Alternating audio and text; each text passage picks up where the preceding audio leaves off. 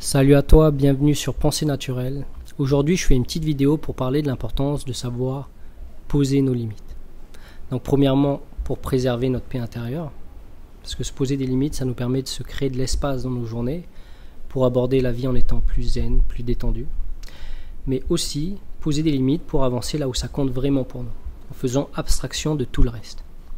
Et en ce moment, je suis en train de lire un livre de Naval, l'almanach de Naval Ravikant.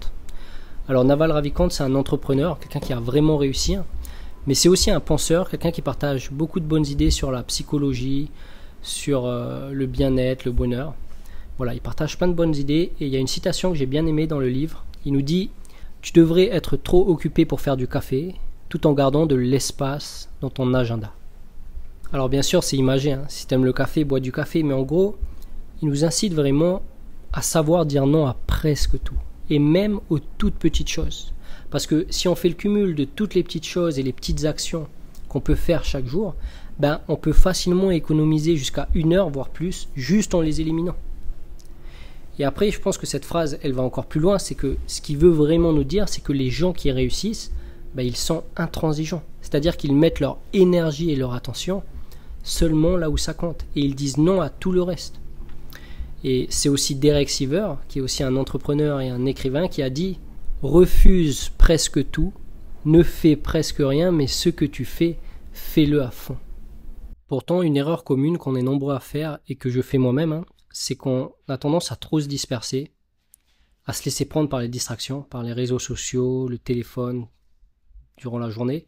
Aussi, on veut faire trop de choses, on a tendance à complexifier notre vie de nous-mêmes, à la complexifier, et le résultat, c'est que déjà, on manque de temps pour nous-mêmes, on manque de temps pour ce qui compte, pour nos priorités, pour nos objectifs, pour nos projets.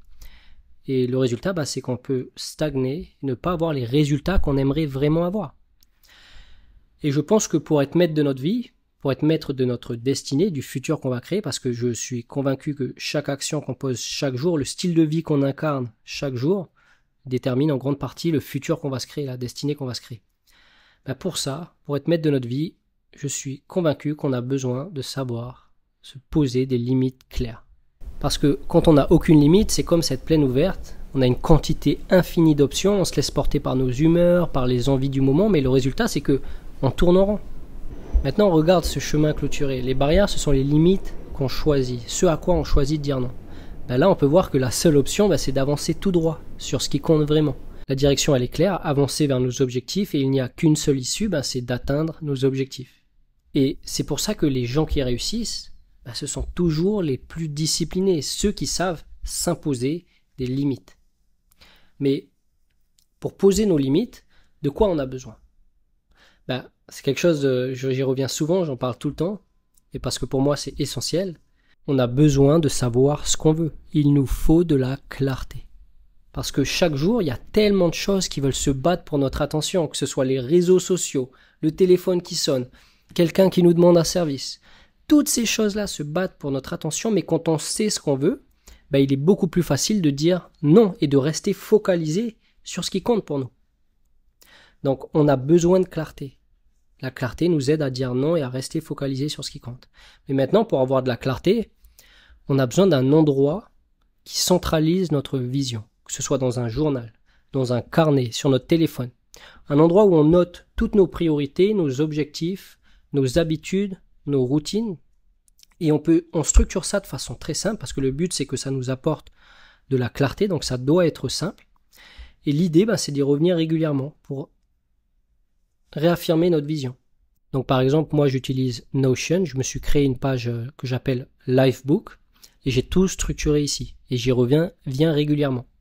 Parce que voilà, l'important c'est d'y revenir régulièrement. La clarté, on doit l'entretenir tous les jours, il est tellement facile de retomber dans un flou mental et de retomber dans des vieux schémas.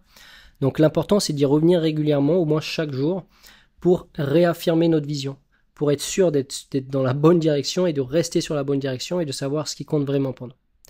Et c'est pour ça que pour moi, mon téléphone, notre téléphone, je pense que c'est devenu notre meilleur allié parce qu'on l'a tous les jours avec nous et on peut vraiment le transformer en outil de clarté. Et à ce sujet, j'ai fait 2 vidéos, tu peux les voir si ça t'intéresse, mais en gros, dans ces vidéos, je t'explique comment tu peux transformer ton téléphone en outil de clarté. Donc voilà, En gros, il est important de savoir poser nos limites, d'organiser notre vie de façon à être trop occupé pour faire du café, tout en gardant de l'espace dans notre agenda. Ça nous permet d'avoir de l'espace pour respirer, pour prendre le temps de vivre, pour aborder la vie avec douceur. Donc cet espace, il est essentiel, il nous permet aussi de réfléchir, de prendre du recul sur notre vie, de penser à des choses dont on ne pense pas quand on est constamment dans la course, en train de courir. Et surtout, ça rend notre oui plus puissant parce que on se libère un maximum d'espace pour avancer jour après jour, semaine après semaine dans la bonne direction, vers nos objectifs, vers un idéal de vie. Donc voilà, j'espère que la vidéo t'a plu. Si c'est le cas, s'il te plaît, pense à me mettre un petit pouce vers le haut. Et aussi, si tu es nouveau sur Pensée Naturelle, ici je m'adresse à ceux qui aiment la simplicité et le temps libre, mais qui ont aussi des objectifs et qui veulent se donner les moyens d'y arriver. Donc j'ai écrit un petit guide gratuit, le guide de la clarté. Et dans celui-ci, je partage des astuces qui vont t'aider à organiser tes semaines et tes journées de façon à te libérer du temps libre, mais aussi à faire ce que tu as à faire et surtout à progresser dans la bonne direction. Donc si tu veux lire le guide, le lien est dans la description, juste en dessous. Je te souhaite une bonne journée, je te dis à bientôt. Allez, à plus.